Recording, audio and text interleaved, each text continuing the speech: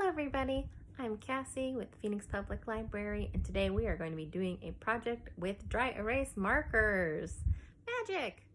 For this project, we are going to be needing something very glossy and non-stick. So I am using aluminum foil, and it would be for the best that it has a lip, which we'll make together. And then you're going to need an expo marker. It needs to be fresh, so go ahead and check to make sure that the ink is nice and wet looking. And then you're gonna need water. Those are the only things we're gonna need for this project. Let's get started. Okay, with our aluminum foil, we're gonna go ahead and start making a container. You wanna make a boat, so I'm gonna go ahead and give my walls some sides here. I'm gonna fold up to double up so that the edges are strong.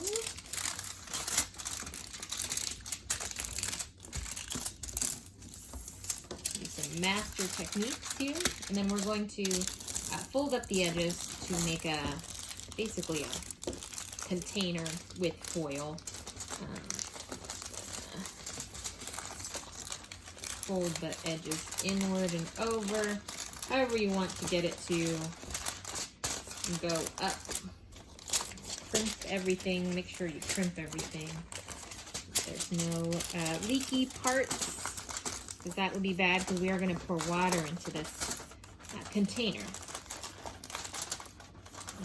Got this done. Okay, so now I've got my foil boats, as it were. And now we're going to get our marker. Now, it's imperative that your marker is dry erase. It cannot be a Sharpie, and that is because Sharpies have adhesive that keeps them on. Do you ever notice that Sharpies are really, really hard to take off? Virtually impossible. That is because they have basically glue in them, and expo markers are non-gluey. They're meant to come off of stuff, so they have very little adhesive. You're going to want to make a really thick layer of adhesive, so go over it with your marker until it's really thick. I went ahead and drew what looks like a little bug. We're going to let it dry just a little bit, maybe like a minute, to make sure. Make sure it's really thick, otherwise this next part is not going to work.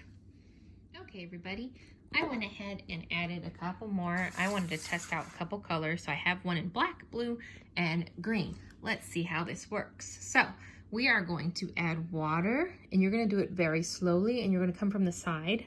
Do not pour water directly onto your expo creations, otherwise you might ruin the drawings and they'll break apart, because they are very, very easy to break apart.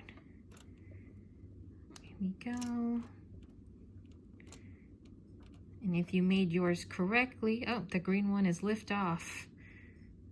You'll see my black one's kind of floating away. My blue one got destroyed. Oh no. Okay. So you'll notice that these are starting to kind of float away. And that's because the stickiness of your dry erase marker cannot compete with how the water makes things buoyant and lift off. The green one didn't work out so well. It's kind of translucent. It's like a ghost spider.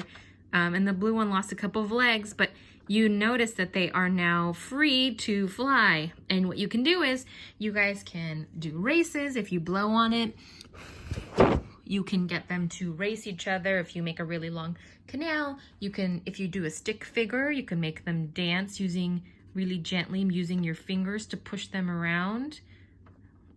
It kind of looks bug-like, if you can see that. And so that is some dry erase magic for you using water and dry erase. Thank you very much. I guys hope you have fun.